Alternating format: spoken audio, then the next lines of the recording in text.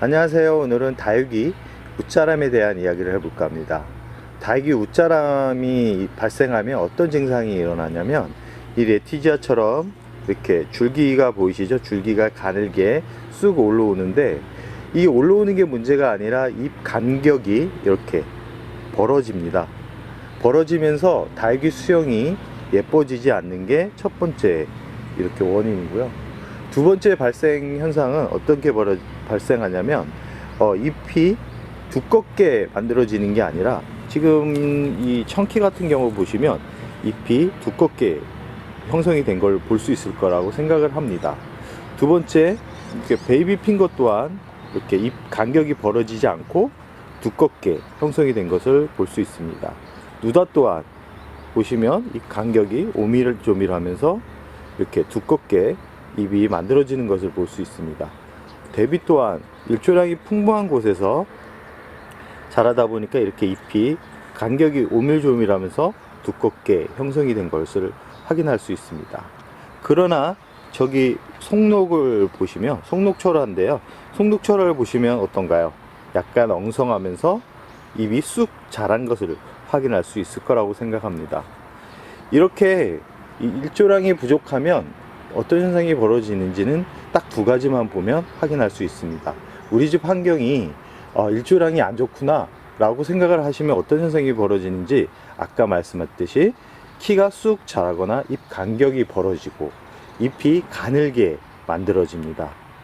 이렇게 키우다 보면 무슨 문제가 생기냐면, 잎 간격이 벌어진 그 부분으로 인해 잎 간격이 벌어진 가늘게 줄기가 만들어진 그 부분으로 무름병이 발생할 수 있습니다. 가장 약한 곳에, 사람도 마찬가지지만 식물도 가장 약한 곳에 병이 찾아옵니다.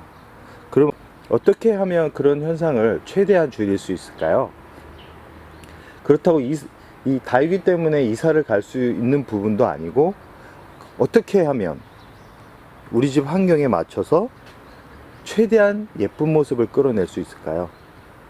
제가 오늘 저희 집도 동양이기 때문에 저도 참 시행착오를 많이 겪었고, 조금은 예뻐지기 위해서 베란다 거리대도 사용하고, 분갈이 흙도 최대한 만들어 보기도 하고, 물주기 방식도 최대한 우리 집 환경에 맞게 변형을 시켜 보았습니다. 그랬더니 많은 웃자람은 없고, 하우스나 아니면 뭐 하루 종일 햇살이 들어오는 곳과는 전혀 다른 얼굴이지만 그래도 예쁜 모습을 확인을 할 수 있었습니다. 그럼 어떻게 해야 아까 두 가지를 해결할 수 있을까요? 첫 번째, 분갈이입니다.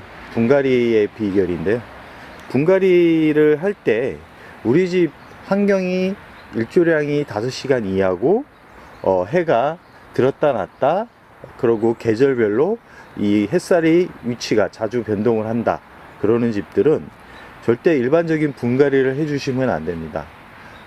보통 화원이나 6시간 이상 환경에서 키우시는 분들은 보통 상토를 30% 정도 넣고 퓨리라이트 30, 마사 비율로 이렇게 해서 이제 100%를 맞춰주는데요.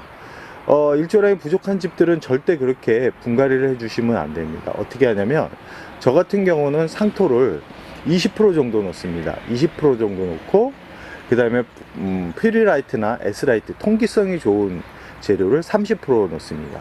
그리고 마사를 40% 정도 넣습니다. 예전 제가 처음 다육이를 키울 때 정부에 웃자람이 심한 일조량이 좋지 않은 환경에서 키우신 분들은 마사를 100%로 해서 키우라는 그런 정보들이 많았고, 그것을 따라 해봤는데 웃자람은 많이 줄었습니다. 많이 줄었는데 이 뿌리가 빠르게 고사가 되고, 여름에 특히 뿌리가 죽는 그런 결과가 있었기 때문에 100%로 이렇게 마사를 100% 마사로 심는 것은 그렇게 추천드리고 싶지 않습니다.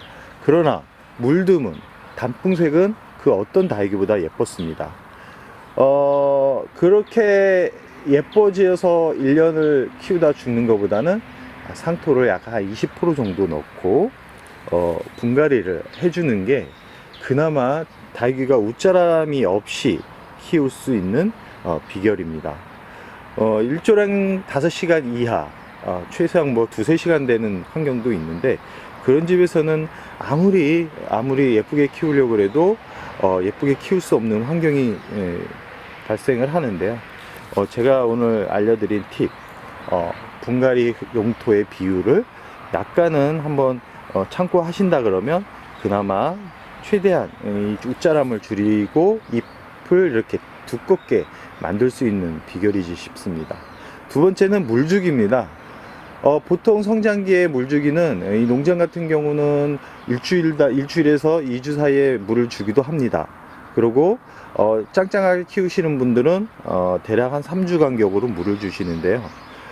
일조량이 좋지 않은 환경에서 2주 간격으로 물을 주면 100% 웃자라거나 잎이 가늘게 만들어집니다. 그렇기 때문에 이런 환경에서는 물 주기를 이 간격, 텀을 주고 주는 것보다는 잎을 만졌을 때, 잎 하단, 맨 밑에 있는 잎을 만졌을 때 잎이 쭈글거릴 때 물을 주시는데요. 물을 흠뻑 주시기보다는 물을 한 반, 화분이 반 정도만 젖게, 대략 2주면 화분 속 환경이 건조하게 만들어질 정도? 그 정도의 물을 주셔야 됩니다. 물을 흠뻑 주고 물을 담가주면 이 햇살이 들지 않는 그런 환경에서는 절대 화분 속에 있는 그런 수분이 2주 만에 없어지지 않습니다. 뭐 한 달까지 가는 곳도 있고요. 결국은 곰팡이병이 오거나 아니면 무름병이 와서 달걀을 죽게 할 수 있는 그런 원인이 되기도 합니다. 이 일조량이 좋지 않은 환경에서 키우시는 분들은 화분 속에 있는 수분을 최대한 이렇게 빠르게 말려야지만 웃자람도 덜하고 잎이 얇게 만들어지는 것을 최대한 보호할 수 있습니다. 끝으로 이 달걀을 예쁘게 키우기 위해서는 일조량이 없으면 솔직히 말해서 불가능합니다. 불가능하고요. 최대한 그 간격을 줄이기 위해서 노력한다면, 두 가지 방법을 통해서 노력한다면 큰 문제 없이 키울 수 있을 거라고 생각을 합니다. 그럼 오늘의 영상 여기서 마무리할까 합니다.